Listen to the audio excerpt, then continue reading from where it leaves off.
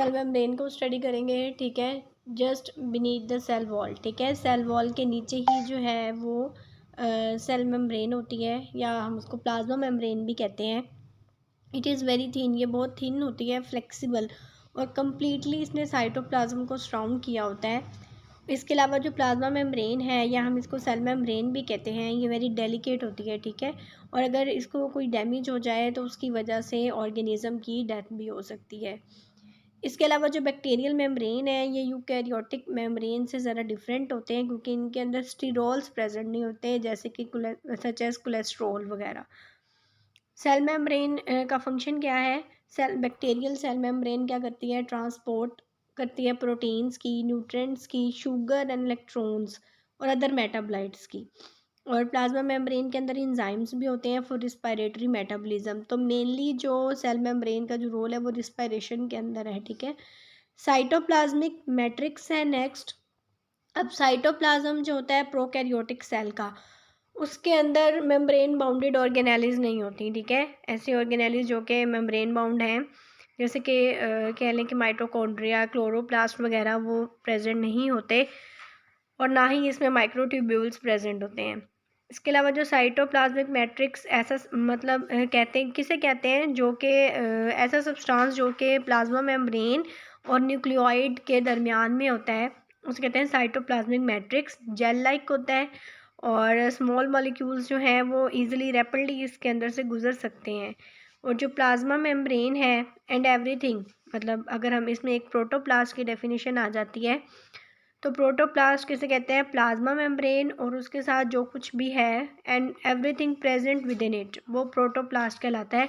तो हम कह सकते हैं कि जो साइटोप्लाज्मिक मैट्रिक्स है वो मेजर पार्ट है प्रोटोप्लास्ट का।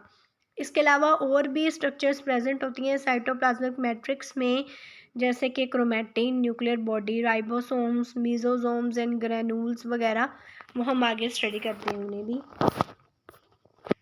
तो नेक्स्ट जो है वो न्यूक्लियोइड है।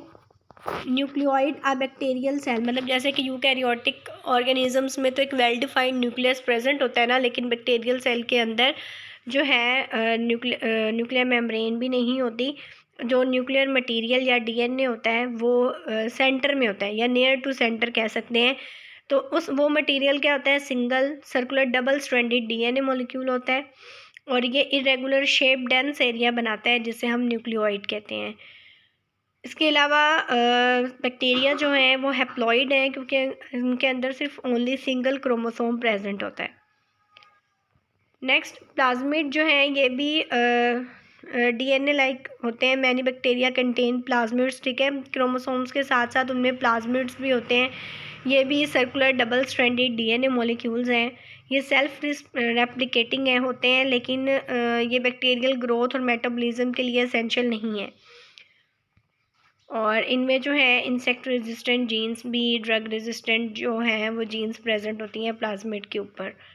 नेक्स्ट राइबोसोम्स आ जाता है, और जो प्लाज्मिड्स है ना, ये वेरी इंपॉर्टेंट वेक्टर्स हैं in modern genetic engineering techniques में। नेक्स्ट राइबोसोम्स हैं। राइबोसोम्स जो होती हैं ना बैक्टीरिया की, वो कंपोज होती हैं आरएनए और प्रोटीन्स, ठीक है।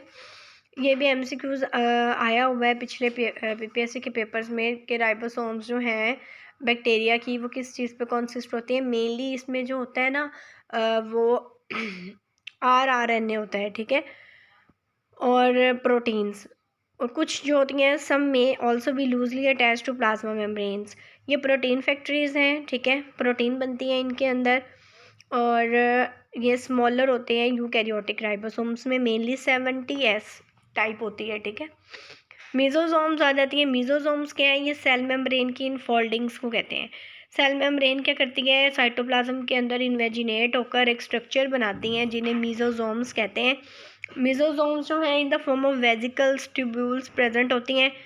और मीजोसोम्स का काम क्या है? मीजोसोम्स जो हैं वो डीएनए रेप्लिकेशन के अंदर इन्वॉल्व होती हैं और सेल डिवीजन के अंदर। इसके अलावा वो इन्वॉल्व होती हैं in the export of extra cellular enzymes. इसके अलावा मीजोसोम्स के ऊपर रिस्पायरेटरी इंजाइम्स भी प्रेजेंट होते हैं, जैसे कि आप इसके एग्जांपल ले लें ऑक्सीडेजेस, डिहाइड्रोजिनेजेस।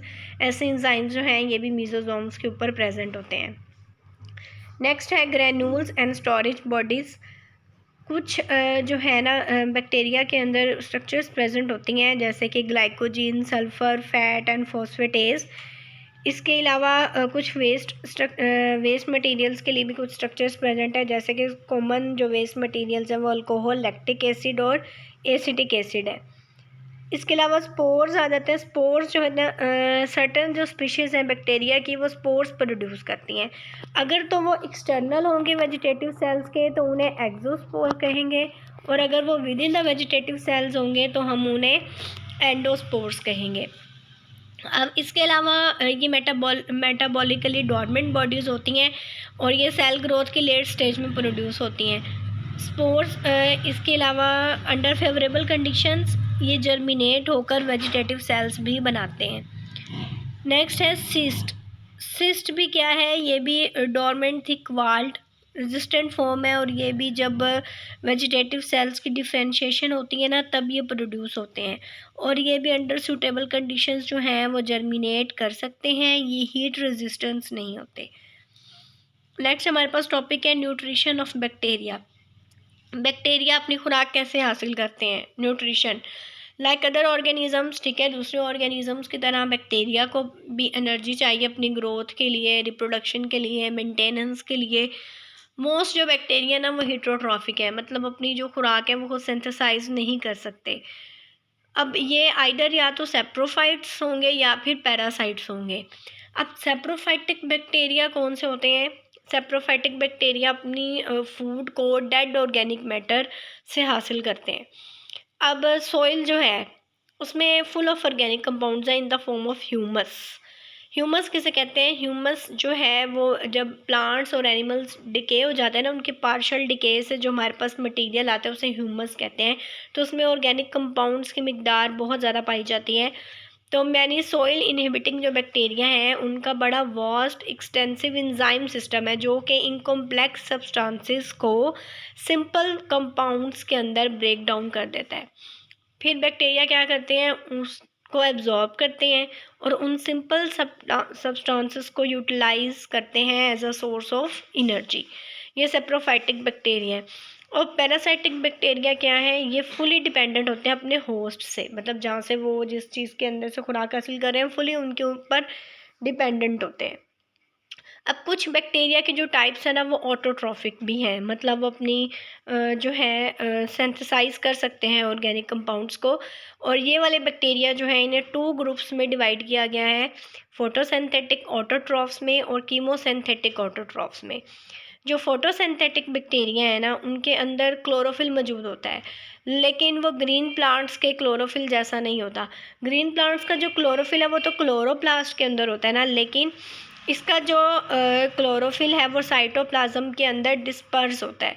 जब फोटोसिंथेसिस होती है तो ग्रीन प्लांट्स क्या करते थे, वो वाटर को यूज़ करते थे, लेकिन फोटोसिंथेटिक बैक्टीरिया किस चीज़ को यूज़ करते हैं, ये हाइड्रोजन सल्फाइड को यूज़ करते हैं, ठीक है, इंस्टेड ऑफ वाटर। और उसमें क्या होता है, ऑक्सीजन रिलीज़ होती थी और इसमें क्या होता है, सल्फ़र रिलीज़ होता है, ठीक है। तो ये इसमें डिफरेंस है फोटोसिंथेटिक बैक्टीरिया के में और जो ग्रीन प्लांट्स हैं उनमें, कि ये वाटर की जगह H2S यूज़ करते हैं और लिबरेट करते हैं सल्फ़र को, जबकि ग्रीन प्लांट्स के फोटोसिंथेसिस में क्या यूज़ होता है, वाटर को यूज़ करते हुए ऑक्सीजन रिलीज़ होती है। इसके अलावा जो नाइट्रीफाइंग बैक्टीरिया है ना ये कीमोसिंथेटिक है। कीमोसिंथेटिक मतलब जो कीमोसिंथेटिक बैक्टीरिया हैं वो ऑर्गेनिक कंपाउंड्स को ऑक्सीडाइज कर देते हैं, जैसे कि like ammonia, nitrate, nitrite, sulphur और फेरासाइंस वगैरह, और एनर्जी को ट्रैप करते हैं, ठीक है, और रिलीज़ कर देते हैं फॉर देयर सिंथेटिक रिएक्शंस के लिए। ओवरऑल रिएक्शन आप नीचे देख सकते हैं, फोटोसिंथेटिक बैक्टीरिया का carbon dioxide plus H2S light और क्लोरोफिल की मौजूदगी में उसने कार्बोहाइड्रेट्स बनाए और प्लस वाटर और सल्फ़र रिलीज़ किया। अब ग्रीन सल्फ़र, इसकी क्या एग्जांपल्स हैं, green sulphur bacteria, purple sulphur bacteria and purple non sulphur bacteria, ये फोटोसिंथेटिक बैक्टीरिया की एग्जांपल्स हैं। नेक्स्ट हमारे पास आ जाती है इसकी रिस्पायरेशन। बैक्टीरिया की रिस्पायरेशन कैसे होती है, तो रिस्पायरेशन बैक्टीरिया के अंदर एरोबिक भी हो सकती है और एनारोबिक भी, मतलब जो रिस्पायरेशन बैक्टीरिया में भी एरोबिक बैक्टीरिया होते हैं जिन्हें फ्री ऑक्सीजन रिक्वायर्ड होती है, और एनारोबिक बैक्टीरिया भी होते हैं कि जिन्हें फ्री ऑक्सीजन रिक्वायर नहीं होती। इस तरह बैक्टीरिया जो कि एबल होते हैं to grow in the presence of oxygen की प्रेजेंस में ग्रो कर सकते हैं, वो एरोबिक बैक्टीरिया हैं। और जो ग्रो कर सकते हैं in the absence of oxygen, वो एनारोबिक बैक्टीरिया हैं। इसके अलावा कुछ बैक्टीरिया ना तो एरोबिक होते हैं और ना ही एनारोबिक होते हैं, उन्हें फैकल्टेटिव कहते हैं।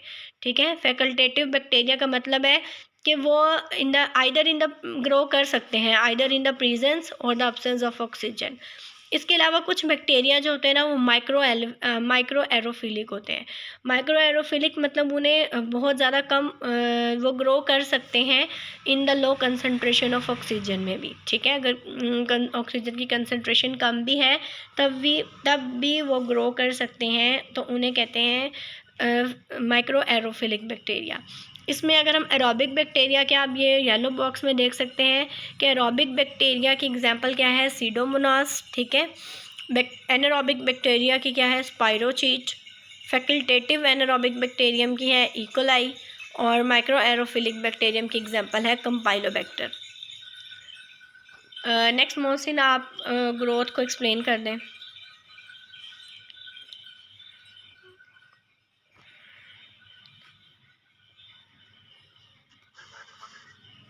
अच्छा, नेक्स्ट हमें देखना है, आप ऐसा करें ना, वो खुली रहे पीडिया।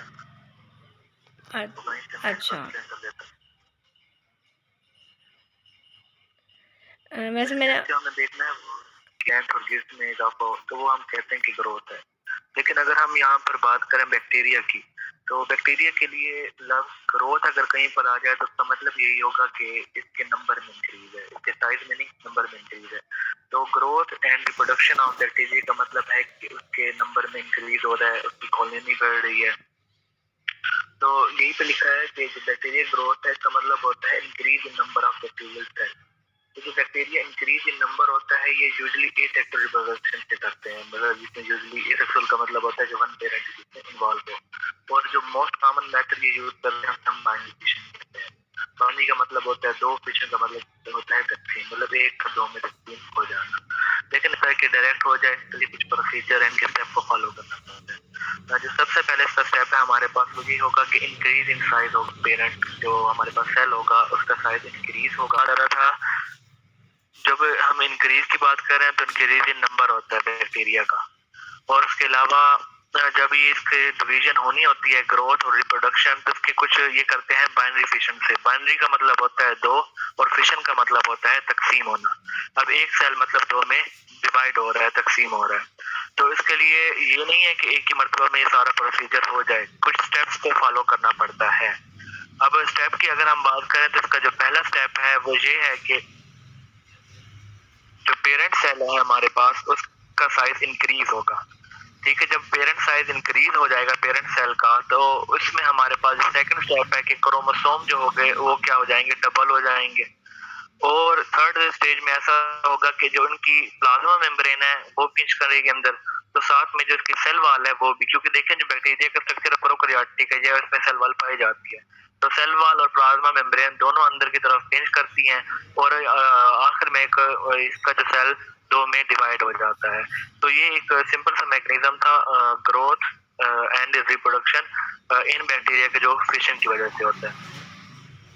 नेक्स्ट कर देंगे आप।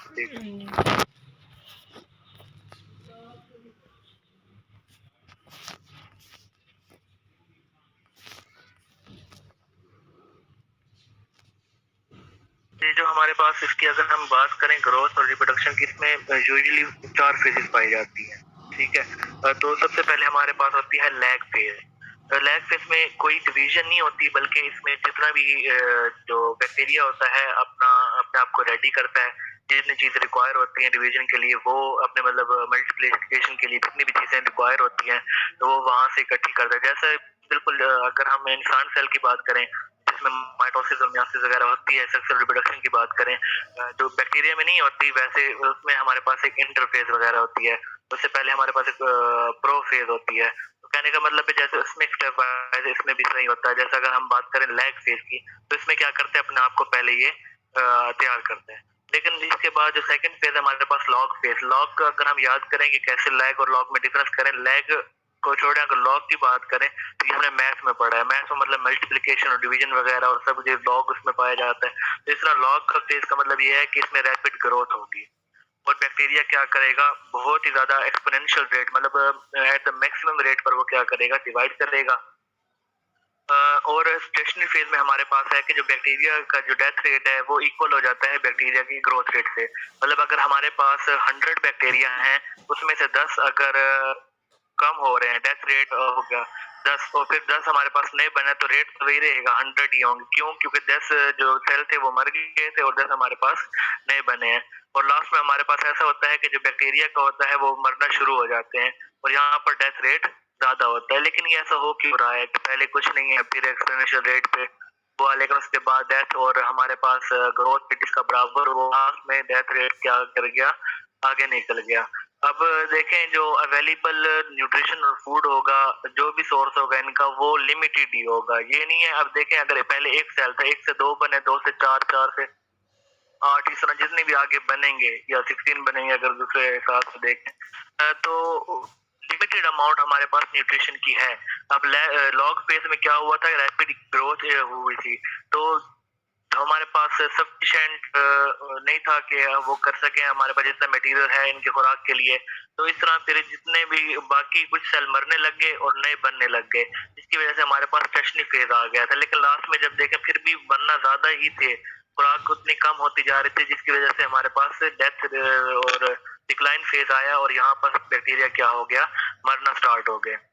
तो जो बैक्टीरिया है उसमें सेक्सुअल रिप्रोडक्शन नहीं होती, माइटोसिस वगैरह, लेकिन हाँ उसमें कॉन्जुगेशन वगैरह का प्रोसेस पाया जाता है। अच्छा, कॉन्जुगेशन सेक्सुअल रिप्रोडक्शन नहीं है, सेक्सुअल मोड ऑफ है रिप्रोडक्शन। अच्छा, कॉन्जुगेशन में क्या होता है कि एक फॉर एग्जांपल एक बैक्टीरिया है, उसके पास स्ट्रेप्टोमाइसिन के लिए क्या है, रेजिस्टेंट है, उसका जीन उनके पास है। अगर वो चाहता है कि मेरे साथ मेरे बाकी जो अगर कोई और कॉलोनी मेंबर है उसके पास भी ये जीन चला जाए, तो वो क्या करेगा, वो कॉन्जुगेशन को यूज करेगा। मतलब आपस में इनकी वॉल्स मिलती हैं और एक फरो के जरिए एक वो जीन को डुप्लीकेट करके वहां पर ट्रांसफर कर देता है, तो ये कॉन्जुगेशन होती है। तो वो फरो किसके थ्रू बनेगी कि इसके पास सेक्स बिलाए पाए जाते हैं जो कि क्या करते हैं, ट्रांसफर करते हैं जेनेटिक मटेरियल को। तो जो कॉन्जुगेशन है नया जेनेटिक कॉम्बिनेशन प्रोड्यूस करता है और बैक्टीरिया की वैरायटी कंडीशन के लिहाज से बैक्टीरिया की वैरायटी को क्या करता है, जनरेट करता है। ये हमारे पास रिप्रोडक्शन और ग्रोथ। मतलब सबसे पहले हमने देखा कि ये बाइनरी फिशन करते हैं, फिर हमने देखा कि जो अगर ये अच्छा इसमें ना एक लफ्ज आया होगा जनरेशन टाइम, ठीक है, वो होता है कि जब एक सेल डिवाइड होकर आगे सेल में तकसीम हो जाए और आगे अब इसमें दोबारा डिवीजन स्टार्ट ना हुई हो, उसके जो डॉटर सेल होंगे उनमें, तो जो जितना ये टाइम होता है उसे जनरेशन टाइम कहते हैं। तो नेक्स्ट हमारे पास है इम्पोर्टेंस ऑफ बैक्टीरिया। अच्छा, जब इसकी ना है इकोलॉजिकल इम्पोर्टेंस है, इकोनॉमिक है, मेडिकल है। तो देखें जो इकोलॉजिकल है ना, इकोलॉजिकल मतलब इन्वायरमेंटल टाइप होगी। तो जो बैक्टीरिया हमारे पास जो है इकोलॉजिकली वेरी इंपॉर्टेंट है। अच्छा, जब भी हम इम्पोर्टेंस की बात करें तो हम सिर्फ उसके बेनिफिट नहीं देखते, हम ये देखते हैं कि अगर इससे हमें कोई डिसएडवांटेज हो रहा है तो उसको हम कैसे दूर कर सकते हैं। और ये नहीं कि किसी का फायदा देखा जाए, हम ये देख सकते हैं कि इसके होने से क्या नुकसान है जिनसे हम और जिनको हम रोक सकते हैं कि जो हम पर क्या असरअंदाज ना हो। तो इकोलॉजिकल की बात करें, जो बैक्टीरिया है इकोलॉजिकली इंपॉर्टेंट है और ये अडॉप्टेबल है as a group and found nearly everywhere, के ये ग्रुप में भी पाए जाते हैं, सेपरेट भी पाए जाते हैं, and they are able to compose organic matter and play a significant role in completion of cycle of nitrogen, phosphorus, sulphur and carbon. मतलब जितने भी हमारे पास ये जो बायो जियोकेमिकल साइकिल्स पाई जाती हैं, फास्फोरस हो गया, सल्फर हो गया, कार्बन हो गया, नाइट्रोजन हो गए, तो इनकी इस साइकिल में ही हेल्प करते हैं। आप खुद सोचें कि अगर ये डिकम्पोजिशन का अमल ही ना होता तो कितना फाइल्स लग जाते हैं यहाँ पर, डंग्स, ड्यून्स, इन सब के। और ये है कि अगर ज्यादा ही डिकम्पोजिशन हो जाती है, उसकी रिसाइकलिंग नहीं हो सकती, तो फिर ये होता है कि जितने भी मिनरल हैं वो क्या हो जाते, डिप्लीट हो जाते हैं। तो ये एक अल्लाह ताला का बनाया हुआ निजाम है कि ये जो बैक्टीरिया क्या करते हैं कि रिसाइकलिंग में हेल्प करते हैं। इकोनॉमिक इंपॉर्टेंस इसकी है, इकोनॉमिक इंपॉर्टेंस में हम गेन एंड लॉस वगैरह देखते हैं। तो जो बैक्टीरिया है हमारे पास नंबर ऑफ इंडस्ट्रीज में यूज हो रहे हैं, जैसा कि फूड, ड्रग प्रोडक्शन। अच्छा, फूड की बात करें जैसे योगर्ट हो गया, ये हम बनाते हैं। इसके अलावा बताया गया है ड्रग्स मतलब प्रोडक्शन करते हैं, एंटीबायोटिक्स एंड वैक्सीन। अच्छा, यहाँ पर है कि एंटीबायोटिक्स प्रोड्यूस करते हैं। तो थोड़ा-सा इसको देख लेते हैं कि अगर ये एंटीबायोटिक प्रोड्यूस करता है तो ये खुद क्यों नहीं मरता उस एंटीबायोटिक से? अच्छा, जो इसका यहाँ पर लिखने का मतलब है वो एंटीबायोटिक प्रोड्यूस करते हैं जो दूसरे बैक्टीरिया को मार सके। मतलब फॉर एग्जांपल इसका जो अपना जो है मेकअप का, अगर इसकी हम केमिस्ट्री देखें इसकी, बैक्टीरिया है ए बी सी ई, तो ये क्या करेगा, वो ई वाली एंटीबायोटिक प्रोड्यूस करेगा जो इसके पास है नहीं ना, तो ये दूसरे की बनाएगा, इसलिए कि खुद ना मरे बल्कि दूसरों को मारने में हेल्पफुल हो। और उसके अलावा ये क्या वैक्सीन वगैरह बनाने में बायोटेक्नोलॉजी में यूज हो रहा है। और उसके अलावा स्पॉइलेज ऑफ फूड। अच्छा, अगर इसके ड्रॉबैक देखें तो ये स्पॉइलेज कर रहा है फूड की, वेजिटेबल की, और जो प्लांट पैथोजन होते हैं वो एग्रीकल्चर इंडस्ट्री को बहुत बुरे तरीके से खराब कर रहे हैं। तो इसके मतलब जहाँ पर फायदा है वहां पर नुकसान भी है। अगर हम इसकी मेडिकल इंपॉर्टेंस को देखें तो बैक्टीरिया कॉमन पैथोजन है ह्यूमन के, और तकरीबन 200 स्पीशीज जो इसकी हैं वो हमें पता है जो डिजीज काजिंग है ह्यूमन के अंदर। और बहुत से बैक्टीरिया हैं वो क्या करते हैं, ह्यूमन और एनिमल की बॉडी को इनहिबिट कर देते हैं। आगे है कंट्रोल ऑफ बैक्टीरिया, के बैक्टीरिया का कंट्रोल कैसे किया जा सकता है। तो control of micro organism is essential in home industry as well as in medical field. अगर हम माइक्रो ऑर्गेनिज्म को क्या कर सकें, कंट्रोल करें, तो हम बहुत सी डिजीज से बच सकते हैं। स्पाइलेज ऑफ फूड और इंडस्ट्रियल प्रोडक्ट की अगर स्पाइलेज हो तो उसको हम इनहिबिट कर सकते हैं बाय कंट्रोलिंग माइक्रो ऑर्गेनिज्म। तो इस तरह हम अगर उस चीजों को रोक दें तो ये हमारे लिए बहुत फायदेमंद होगा। तो अगर हम हमारे पास कंट्रोल के लिए कुछ मेथड है। पहला है फिजिकल मेथड। अच्छा, फिजिकल मेथड में हम कोई फिजिकल एलिमेंट यूज करेंगे। यहाँ पर अगर हम ले लेते हैं हीट को, गैस को, फिल्ट्रेशन को, रेडिएशन को, तमाम चीजों को हम यूज कर सकते हैं बैक्टीरिया के कंट्रोल में। तो जो ऐसा प्रोसेस है, एक फिजिकल एलिमेंट को अगर हम एजेंट को यूज करें कि हम बैक्टीरिया या माइक्रो ऑर्गेनिज्म को कंट्रोल कर सकें, तो इसे हम स्टेरिलाइजेशन प्रोसेस कहेंगे, हीट को यूज करते हुए।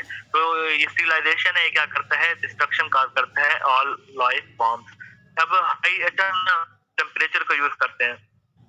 हाई टेम्परेचर यूज किया जाता है इन माइक्रोबायोलॉजिकल लैब। किस चीज के लिए, कंट्रोल कर सकेंगे माइक्रोब को। अच्छा, इसमें ड्राई हीट भी यूज होती है और मॉइस्ट हीट भी इफेक्टिव होती है, क्योंकि ड्राई हीट तो हमें पता है कि कोई भी स्टेरिलाइजेशन का प्रोसेस करें तो बैक्टीरिया बियर नहीं कर सकते इस टेम्परेचर पर, उनकी डेथ हो जाती है। लेकिन अगर हम मॉइस्ट हीट के क्या करते हैं, वो कोआगुलेशन ऑफ प्रोटीन करवाती है और किल कर देगी माइक्रोब को। कोआगुलेशन कहते हैं जमने को किसी चीज को, ठीक है, और प्रोटीन की कोआगुलेशन। अब जैसा हमारे पास एग है, ठीक है, एग के अंदर हमारे पास व्हाइट पोर्शन भी होता है और यॉक भी होती है। अगर व्हाइट को वैसे देखें तो वो हमारे पास ट्रांसपेरेंट होती है और लिक्विड फॉर्म में होती है। अगर हम इसी को बॉयल करें, ठीक है, हीट करते हैं और इसको हम बॉयल करते हैं, तो वो हमारे पास एक हार्ड फॉर्म में और व्हाइट कलर इसमें आ जाता है। तो अगर हम इसको वाटर में डालें तो ये हल नहीं होगी। हाँ, वैसे अगर हम ट्रांसपेरेंट में को फिर भी बहुत ज्यादा एजिटेशन करें उसकी, तो फिर भी किसी हद तक डिजॉल्व हो जाती है। तो कहने का मतलब है जैसे वो हीट से कोआगुलेट हो गई, तो ऐसे ही अगर हम मॉइस्ट हीट को यूज करें, मॉइस्ट हीट का मतलब स्टीम, तो मॉइस्ट हीट को हम स्टीम कहते हैं, उसको कोआगुलेशन करवा देगी प्रोटीन को और किल करेगी माइक्रो को। मतलब वो कॉन्सेप्ट थोड़ा सा डिफरेंट जो एग बॉयल वाला था, लेकिन समझाने के लिए कि कोआगुलेशन ऑफ प्रोटीन का क्या मतलब है।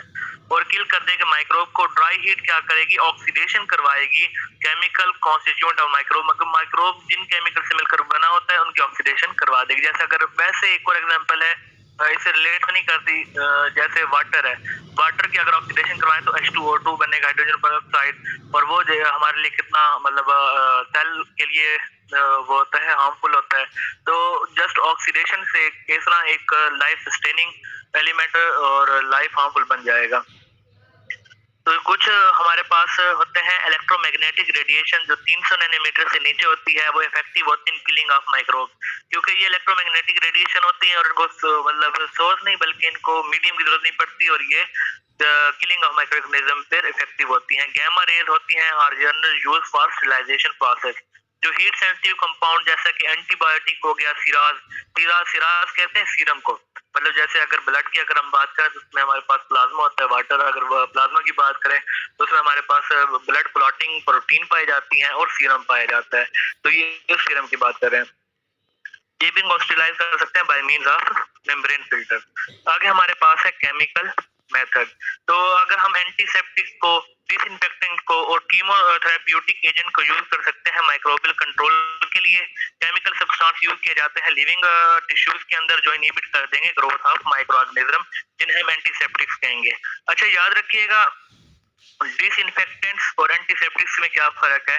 जो डिसइंफेक्टेंट होता है ना, ये हमारे पास हम यूज करते हैं नॉन लिविंग थिंग्स पर, जैसा कि अगर हम कोई चीज साफ करते हैं, मैं मतलब अपना मोबाइल की स्क्रीन को साफ करता हूँ किसी ऐसे मटेरियल से जिसके ऊपर मतलब जिसको साफ कर दे, जर्म फ्री कर दे, तो ये डिसइंफेक्टेशन होगा। ठीक है, हम डिसइंफेक्टेंट अप्लाई कर रहे हैं। अगर हम किसी जख्म पर या लिविंग, अच्छा देखिए अगर हम अपनी बात करें, अगर हम साबुन से हाथ धोते हैं, जो मतलब प्योर और अच्छी साबुन हो, जो कहेगा कि हाँ जैसे डिटोल को फॉर एग्जाम्पल कह देते हैं कमर्शियल में कि 99.9% ये दूर कर देता है जर्म्स को, तो अगर हम उससे अपने हाथ धोते हैं ना साबुन के साथ, तो हम कहें वो है हमारे लिए एंटीसेप्टिक, तो क्योंकि हम उसको हम अप्लाई कर रहे हैं लिविंग ऑर्गेनिज्म पर, तो ये माइक्रोबियल कंट्रोल के लिए यूज होता है।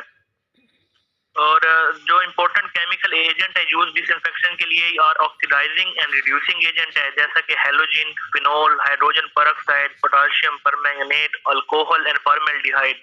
ये क्या करते हैं, इनहिबिट करते हैं growth of vegetative cell and are used on non living material. क्योंकि मैंने आपको बताया कि यहाँ पर उसने बात की हमारे पास डिसइंफेक्शन की। अगर हम बात करें थेरेप्यूटिक एजेंट और एंटीबायोटिक्स की, ये नेचुरल डिफेंस के साथ काम करते हैं मिलकर और स्टॉप कर देते हैं growth of bacteria and other microbes. तो जो हमारे पास जैसा कि सल्फोनामाइड्स है, टेट्रासाइक्लिन है, पेनिसिलिन है, ये क्या करते हैं, दे डिस्ट्रॉय और inhibit the growth of micro organism in living organism. तो जो हमारे पास माइक्रो बायोसाइडल इफेक्ट होता है ना, ये क्या करता है, साइडल, जैसे सुसाइड, साइड मतलब साइडल, तो जो हमारे पास इस कहते हैं किलिंग ऑफ माइक्रोब के लिए यूज किया जाता है। और अगर एक टर्म यूज होती है माइक्रोबायोस्टैटिक, स्टैटिक मीन बिल्कुल क्या करते हैं, कांस्टेंट कर देना। तो ये क्या होते हैं, inhibit the reproductive capacities of cell and maintain the microbial population at the constant rate. तो इससे क्या होगा, जो माइक्रोबियल की वो होगी नंबर इंक्रीज नहीं होगा।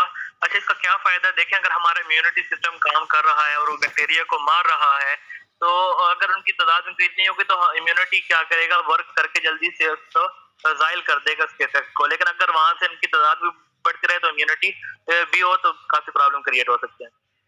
तो जो मोड होता है एक्शन का डिफरेंट केमिकल और फिजिकल एजेंट का, ये क्या है हमारे पास control damage can be result in malfunction in cell wall, मतलब कहाँ पर अगर ये इफेक्ट करे तो डैमेज कर सकता है बैक्टीरिया वगैरह को। ये हमारे पास अगर ये बैक्टीरिया की cell wall, cell membrane, cytoplasmic enzyme या न्यूक्लिक एसिड पर हमला करे तो बायोस्टैटिक और माइक्रो बायोसाइडल इफेक्ट को क्या करते हैं, वर्क करते हैं। तो आगे हमारे पास है इम्यूनाइजेशन एंड वैक्सीनेशन। तो जो मेथड है प्रिवेंशन और ट्रीटमेंट का have been introduced to control microbial diseases include immunization में क्या आते हैं, vaccination, antisepsis, reduce to eliminate or reduce the possibility of infection, और chemotherapy and public health Maihar जैसा कि वाटर प्यूरिफिकेशन, सीवेज डिस्पोजल और फूड प्रिवेंशन वगैरह ये यूज जाता है इम्यूनाइजेशन एंड वैक्सीनेशन प्रोसेस में।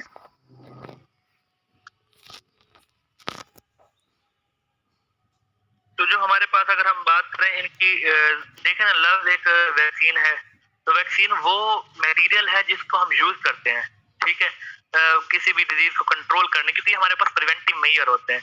अच्छा एक हमारे पास टर्म होती है वैक्सीनेशन, तो वो ऐसा प्रोसेस होता है जिसके जरिए हम वैक्सीन को इंट्रोड्यूस करते हैं। और एक हमारे पास होता है इम्यूनाइजेशन, तो वैक्सीन को इंट्रोड्यूस करना, वैक्सीनेशन उसके नतीजे में जो हमारी बॉडी इम्यूनिटी प्रोड्यूस करेगी, ऐसे मतलब वो हमारे लिए क्या कर देगी, एंटीबॉडीज वगैरह प्रोड्यूस कर देगी ताकि कोई भी आए और वो हमला हो किसी बैक्टीरिया का तो उसको मार दे, तो इस चीज को इम्यूनाइजेशन कहते हैं। तो जो हमारे पास सबसे पहले बल्कि इससे पहले ना 1980s में आइसोलेट किया गया था बैक्टीरियन जो रिस्पॉन्सिबल था फॉर चिकन कोलेरा, ठीक है, उसने ना उसको प्योर कल्चर में ग्रो किया। अब प्योर कल्चर क्या होता है कि उसमें सिंगल टाइप ऑफ बैक्टीरिया होता है। अगर कोई भी एक हमारे पास मीडियम है उसमें सिंगल टाइप ऑफ बैक्टीरिया नहीं है बल्कि और भी वैरायटीज पाई जाती है, उसको हम प्योर कल्चर कभी नहीं कह सकते। प्योर कल्चर में सिर्फ एक सिंगल स्ट्रेन पाई जाती है बैक्टीरिया की। तो उसने क्या किया, प्योर कल्चर उसने ना उसको वैसे इंजेक्ट कर दिया था चिकन में। तो उसने देखा कि उसने ना किसी हैजा वाले पेशेंट से उसको जरासीम को निकाला, उसको उसने इंजेक्ट कर दिया चिकन में, जिससे उसकी डेथ हो गई। तो फिर ना उसने एक दो मतलब और यही काम किया, एक्सपेरिमेंट किया और ये ऐसा ही रिजल्ट आया। तो उससे काफी कॉन्फिडेंस मिला। तो फिर उसके बाद ना यही वाला साइंटिस्ट कभी छुट्टियों पे चला गया था, बाहर से थोड़ा एंजॉय वगैरह किया, तो इसका जो कल्चर था वो ग्रो हुआ, काफी अरसा पड़ा रहा।